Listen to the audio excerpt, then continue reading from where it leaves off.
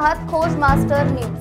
पुरंदर विमानतळ प्रकल्पावरून निर्णय झालेला तणाव शमण्याची चिन्ह आता दिसू लागली आहेत। राष्ट्रवादी काँग्रेसचे ज्येष्ठ नेते शरद पवार यांनी या वादात मध्यस्थी करण्याचा निर्णय घेतला असून स्थानिक शेतकरी आणि प्रशासन यांच्यात समन्वय साधण्यासाठी पुढाकार घेतला आहे। पुरंदर विमानतळ प्रकल्प गेल्या अनेक वर्षांपासून वादग्रस्त ठरत आहे। शेतकऱ्यांचा जमिनीच्या अधिग्रहणाला विरोध असून अनेक आंदोलनही या निमित्ताने झाली आहेत। आता शरद पवार यांनी दोन्ही पक्षांशी संवाद साधण्याचे ठरवले आहे। पवारांनी स्पष्ट केले आहे की विकास हवा, पण तो शेतकऱ्यांच्या हिताला बाधा आणणारा नसावा। त्यांच्या सहभागाशिवाय कोणताही प्रकल्प यशस्वी होऊ शकत नाही, असं ते म्हणाले। महाराष्ट्र विमानतळ विकास कंपनी MADC आणि राज्य सरकार या प्रकल्पासाठी पुन्हा हालचाली करत आहेत। मात्र शेतकऱ्यांचा विश्वास मिळवणं हे मोठं आव्हान ठरत आहे।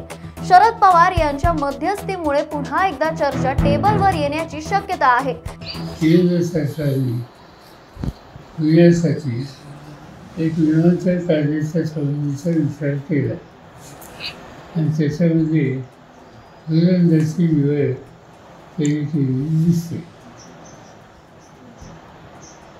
प्रश्न असा आहे की जी गावं पुरंदरची त्यांनी सिलेक्ट केली त्याच्यामध्ये माझ्याकडे महाराष्ट्राची सत्ता असताना एक वीज इरिगेशनची मोठी स्कीम त्या ठिकाणी राबवली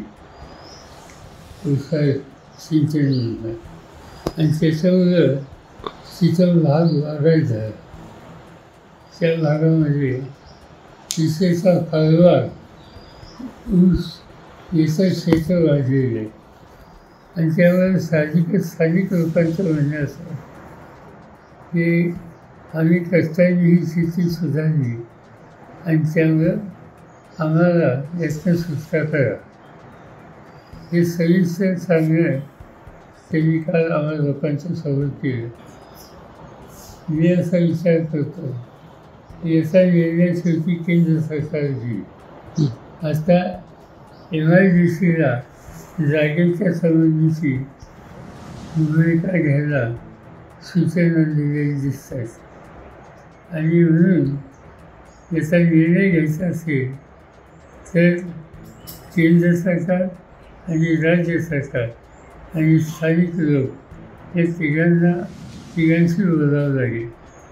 माझा प्रयत्न हा राहणार आहे की तिथे खासदार सुप्रियाताई आणि बाकीच्या भागाचे प्रमुख कार्यकर्ते यांच्या समेत मुख्यमंत्र्यांची बैठक बोलावी आणि याचं काहीतरी मार्ग काढता येईल का।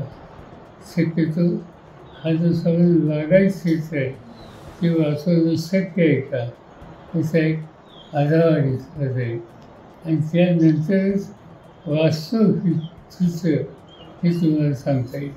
पुरंदर प्रकल्पासाठी ही वाटचाल निर्णायक ठरेल का हे पाहणे महत्त्वाचे ठरेल।